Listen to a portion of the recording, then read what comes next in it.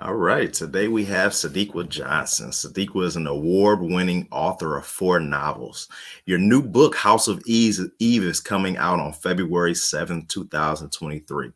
Please give the audience the backstory of who you are, where you're from, and what was your childhood like? Well, Todd, first, let me say thank you so much for having me. It is such an honor and a privilege to be here.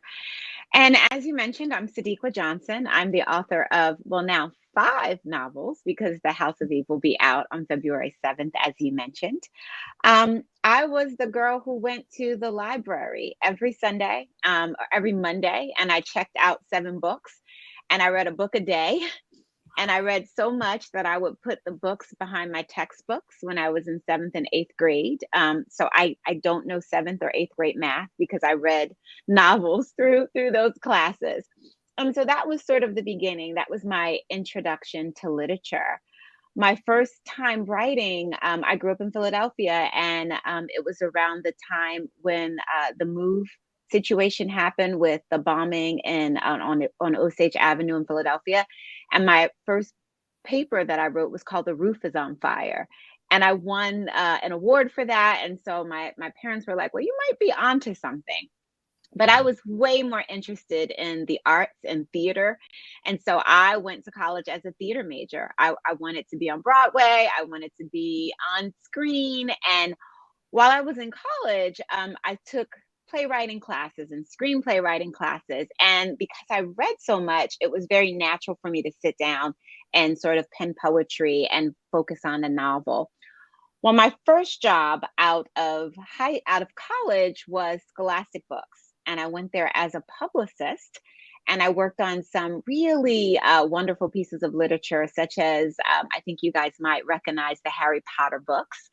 I was the publicist for J.K. Rowling's. I worked on the first three books. And so that was sort of my day job. And so I was working with all of these wonderful authors, and I started to think, well, I could do that. And I just sat down and start working on my first novel. My first novel never saw the light of day. I don't even know where it is. It's probably on one of those old like tracks that we used to plug into the computers back in the day, one of those discs, right? But I got my second job in publishing at G.P. Putnam Sons, where I was working with big heavy hitter New York Times bestselling authors, Bishop T.D. Jakes, Rebecca Walker, Amy Tan, Catherine Coulter. And it was there that I really started working on my first novel. And because I had access to all of these brilliant authors, I would just pick their brains, like in the back of town cars on our way to the Today Show.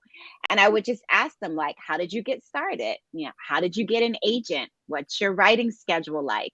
What advice would you give to budding authors? And so I sort of used what I had to figure out how to write. I wrote every day at work because I didn't have a computer at home, or my computer was really janky.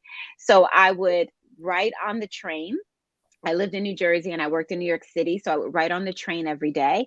And then every day at 4 o'clock, I would close my office and pretend like I was working on something important, which it was because it was for me. And so I would type all of my story in from 4 until I left work.